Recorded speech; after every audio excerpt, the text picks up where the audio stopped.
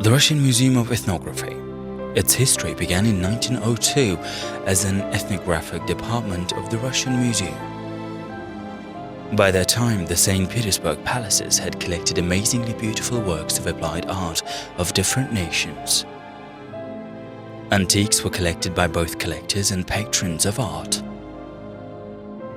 It's no coincidence that right from the start, the Russian Museum developed an ethnographic department that later was established as a separate museum. We wanted to collect an outstanding collection dedicated to the culture of the peoples of a great empire, including Turkestan.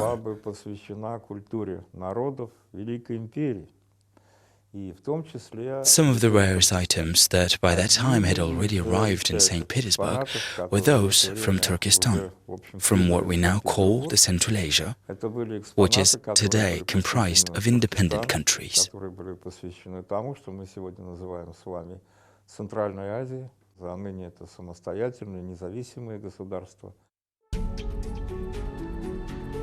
Brilliant Russian Orientalists, highly experienced in studying the East, academicians Sergei Oldenburg and Pyotr Semyonov Tianshansky, Vasily Radlov and Vladimir Stasov were the ones who pioneered the Uzbekistan collection. Then at the turn of the 19th and 20th centuries, the Asian region, which had joined the Russian Empire not so long ago, was one of the least studied regions, unfamiliar to Europeans. By that time, the caravan routes of the Great Silk Road had been abandoned. Geographical remoteness made access difficult for researchers, but the leading ethnographic historians were also romantics, who understood how important it was to collect and preserve, I quote, an ethnic portrait of each nation to the fullest extent possible. Throughout the museum's history, many priceless pieces of applied art have been flown here from collectors and private individuals, as well as items that have been previously kept in palace collections. But the museum accomplished a real scientific feat, demanding tremendous dedication, with its expeditions in the early 20th century, and the first one was to Central Asia. Imagine Uzbekistan of that period, unexplored, unstudied, even lacking railway communication. So the first museum expeditions set off for Central Asia.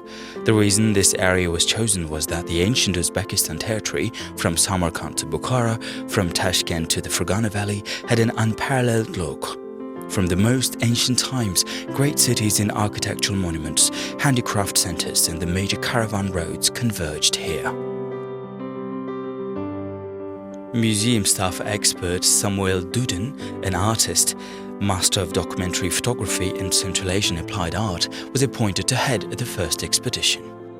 They had to take a roundabout route from St. Petersburg to Moscow, then by water to Astrakhan and the Caspian Sea. The railway ended in Samarkand, and they continued on by mail carts or on horseback. Samuel Dudin traveled hundreds of kilometers across deserts and fertile oases, visited remote mountain villages and towns, enduring all the hardships of the journey. And as a reward, the secrets of Uzbekistan's unique crafts opened up before him. A multitude of items of Eastern daily living, embroideries and fabrics, clothes and jewelry. Dudin intuitively treated the culture of this area with great respect, as evidenced by his photographs taken with great artistry. They authentically reveal the patriarchal lifestyle of that period and show an area that was still quite closed off at that time. A special arrangement was made by a mission, the Russian mission in Bukhara, with an emir who approved his travel. He kept moving. He made 3 expeditions, in 1900s and 1901 and 1902. He went there 3 times, and every time his expedition started either in Tashkent or in Samarkand. Here is the Zarafshan region. He brought the bulk of his collections from these areas. He brought a total of over 4,000 items. насчитывает где-то более 4000 экспонатов. These included household items, a completely unique Suzani, a stunning collection of traditional folk silver from Uzbekistan. He brought astonishing items from Tajikistan, from the mountain regions. After Samuel Dudin's first trips, expeditions to Uzbekistan were resumed only in 1930s. But new works were still added to the museum collection from private collections, mainly expensive, prestigious items that were so beautiful and expressive that they became collector's items as early as the 19th century. An Eastern adage says, you need to study the history of a nation to feel its power. Those who collected items in Uzbekistan were, of course, inspired by the idea that people should inherit the experience of the past, understand and feel not only the beauty of Eastern life, its exotic character, but also its philosophy, its way of life. And that was the same idea that Uzbekistan's folk masters had in the back of their minds, those who handed down the secrets of their skill from generation to generation. The museum exposition gives a full picture of the decorative and applied arts and the way of life of the Uzbek people. Carefully reconstructed house interiors reflect with perfect accuracy both the furniture of the rooms with all necessary household items and an anthropological look at the people of their time. Even at its very beginning, the museum set up a mannequin workshop. The museum archive has a photograph of the first mannequins made in this workshop.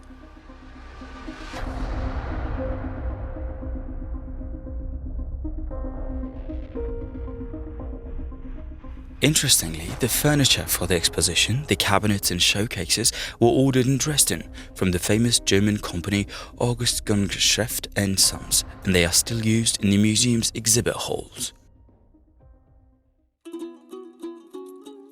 The museum exposition boasts a large variety of fabrics made by talented Uzbek weavers at the end of the 19th and beginning of the 20th centuries. These are for household purposes, rituals as well as furnishings and clothing.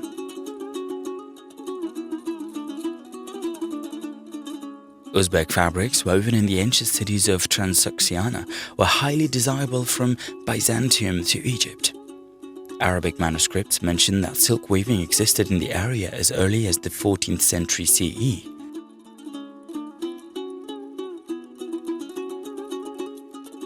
Production of artistic fabrics reached its fullest flower under Amir Timur in the Timurid Empire. Samarkand silk, golden brocade, satin and Bukharan velvet enjoyed worldwide fame. At that time, the striped half-silk Bekasam fabrics were the most popular. The exposition's earliest items date back to 1860s.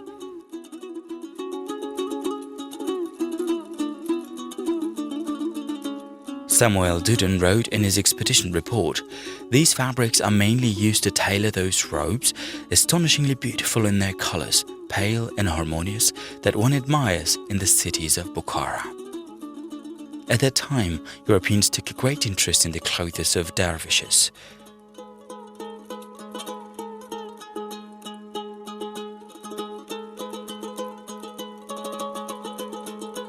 There is a parable in the East. Once a dervish was asked, "What are you looking for? Always wondering about the world? What do you want to find?" The dervish answered, "I want to find myself in everything I am filled with." We have a unique garment of a dervish. The dervishes were wandering philosophers, people who had a very clear idea that you don't need to look for the truth, you just need to live with the truth.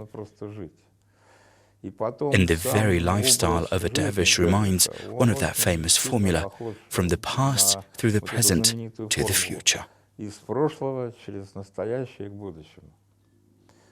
When a dervish is on the road, he's really moving from the past to the present to the future.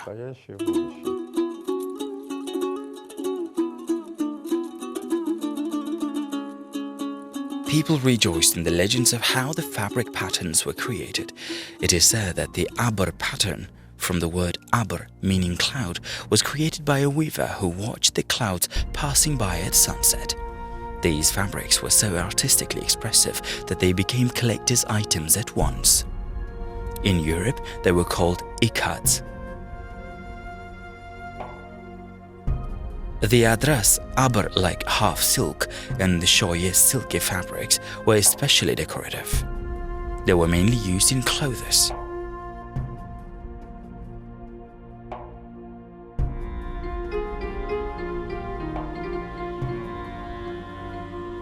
Bakhmal velvet was an upmarket fabric.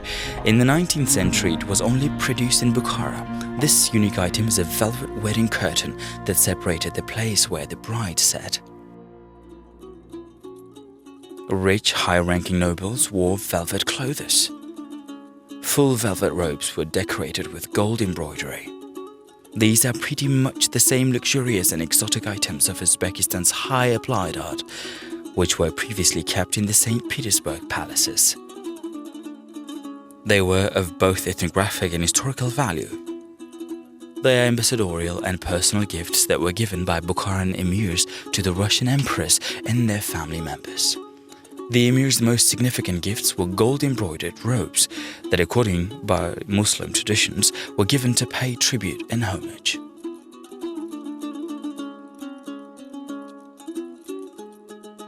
They were created by Bukhara's best gold embroidery masters, exclusively men, who handed down their craft from father to son. In the 19th century, Bukhara was the only center for gold embroidery. There were special workshops at the court of the emir. Everything they made was highly valued there.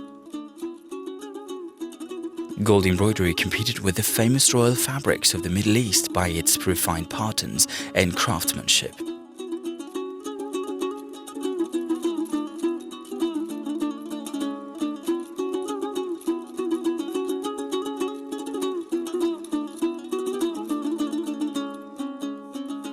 Horses' harnesses were also embroidered with gold. Thoroughbred Eastern race horses were quite often given as a gift.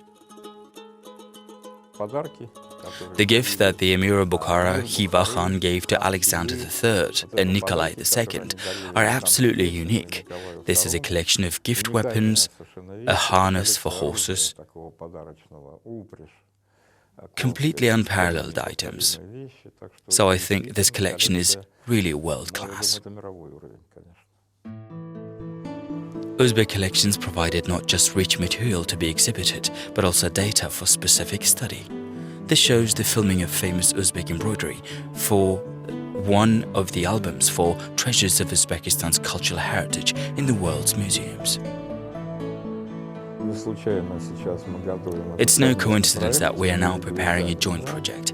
In any case, we have an amazing Uzbekistan collection, a totally unique one. All our holdings are at least 100 years old and at most 150. This is a very good collection, completely unique items. Numerous specimens of embroidery kept in the museum are also from world-class collections. They date back to the middle of the 19th century. According to some researchers, all the patterns were brought back from Uzbekistan as early as the 19th century. But actually, this art is deeply rooted in antiquity. There are artifacts to confirm that embroidery existed as early as in ancient Bactria and ancient Khwarezm. We found enthusiastic reviews by the Spanish ambassador Clavijo on embroidery that decorated the Emir Timur Palace in Samarkand. Embroidery played a significant part in daily life and traditional ceremonies, from the cradle to the grave.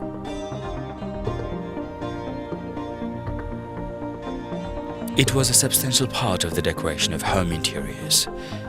It decorated suzani, large curtains and all sorts of tablecloth, dastarkhans. Embroidery also decorated the scarves over which turbans were wrapped, the dastarpish and the prayer rugs, jainamazes. The oldest of them are sewn on cotton karbas fabric. Different areas of Uzbekistan demonstrated different color and pattern preferences.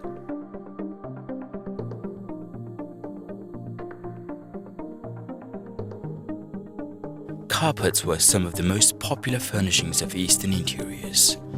The carpet collection is the most significant and valuable one in the Russian Museum of Ethnography. There were lots of art patterns. And speaking about this region, the Museum of Ethnography received the richest collection of carpets that were collected by Turkestan's Governor, General Kaufman. This is a completely astonishing carpet collection.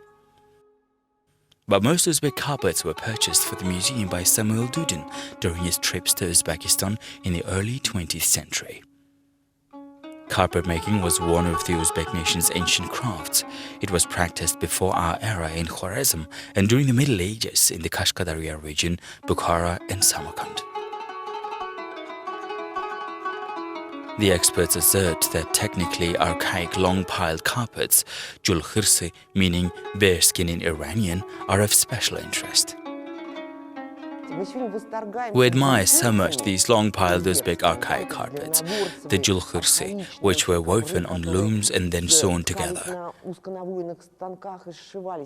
Here are the strips wrapped around the yurt of a simple nomad cattle farmer. They are made with and without pile and are beautifully decorated with embroidery. In fact, each of them is a work of art and yet was used in such a simple household. According to Central Asian carpet-making experts, Uzbek carpets are as good as the famous Turkmen carpets in terms of the durability of the yarn and natural dyes.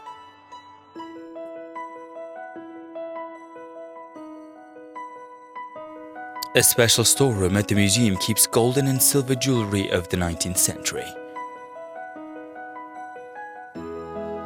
These are unique pieces of traditional jewelry art of Bukhara and Samarkand, Tashkent and Khwarezm.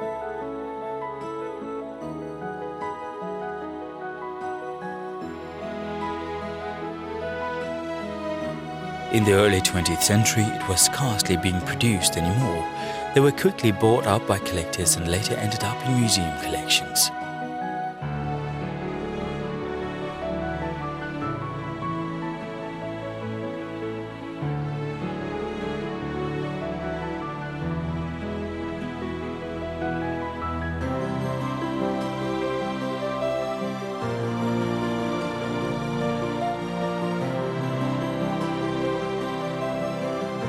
The most prominent pieces of Uzbek jewelers were added to the museum from the palace collections. This is an exquisite forehead ornament, the tillaqosh, a gift of the Emir of Bukhara Emir to the imperial court. It dates back to the end of the 19th century. Tillaqosh, meaning literally golden brows, is old wedding jewelry. It also relates to the image of a bird widely spreading its wings. According to ancient Eastern legends, it is a reincarnation of the goddess Anahita, who protects women and fertility. Uzbek jewelers mastered various techniques, forging and engraving, granulation and delicate filigree. Silver was a major material, as people thought it was pure and had a sacred meaning as a talisman. Only individual parts of the item were gilded. They were decorated with lalami, the name for rubies in the East, and also by beryls, pearls and carnelians.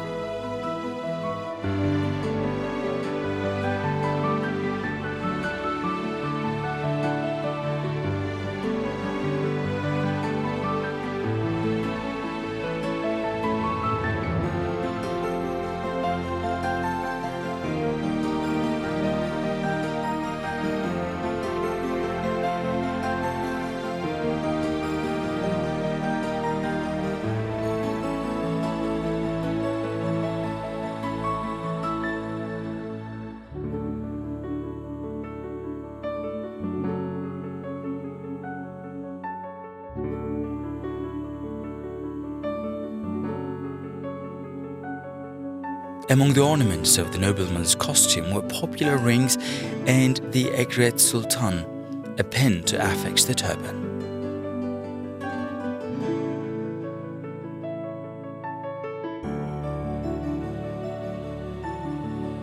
Jewelry also decorated the waistband, a sign of manhood.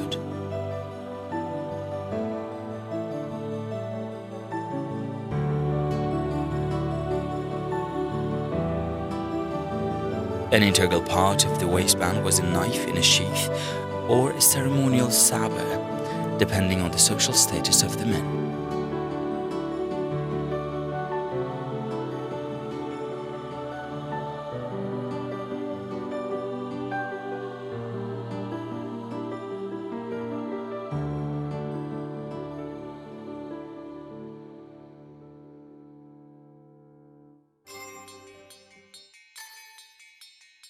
The collection of Uzbek decorative and applied art features copper-hammered and forged kitchenware. This reconstruction shows how an old store looked. The collection is comprised of what museum experts have collected in pieces from private collections. The most valuable items date back to the 18th century. This kitchenware was mainly used in houses of well-to-do city dwellers. Vessels for water and ablution were indispensable attributes of a dowry for wealthy brides. The utensils were crafted out of red and yellow copper. Works of the masters, more than a century old, are surprising in their perfect forms and refined ornamentation. The Russian Museum of Ethnography presents the culture of Karakalpak, one of the oldest Turkmen-speaking peoples of Central Asia. For centuries, this unique and quite stable culture created its own system of images and motifs connected with a traditional way of life. The Central Asian nations are strongly oriented to traditional types of applied art, and this is very correct. Because I think that if we are not talking about an absolutely secular culture, then what is important is what touches and heartens people, connecting them to a tradition that dates back to ancient times. The main part of the collection dates back to the 19th century and is comprised of men's and women's clothes and yurt decorations. We have an extraordinarily valuable and exceptionally rare Karakalpak wedding garment which reflects the mythological concept of female warriors.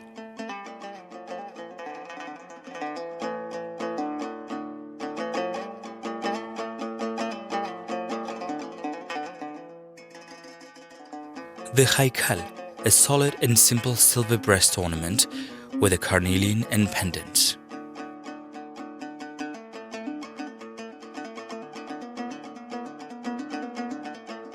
Bracelets and earrings, they could only belong to a noble woman.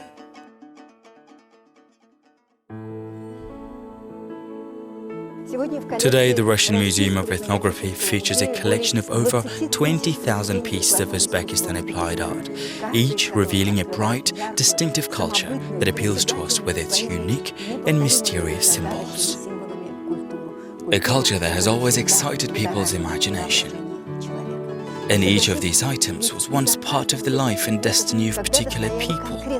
And when we look at this collection, we remember the same. People say that time is passing. Time says that people are passing. But these absolutely rare items give us a chance to touch the ancient and distinctive culture of the Uzbek people. That was Treasures of Uzbekistan's Cultural Heritage in the World Museums.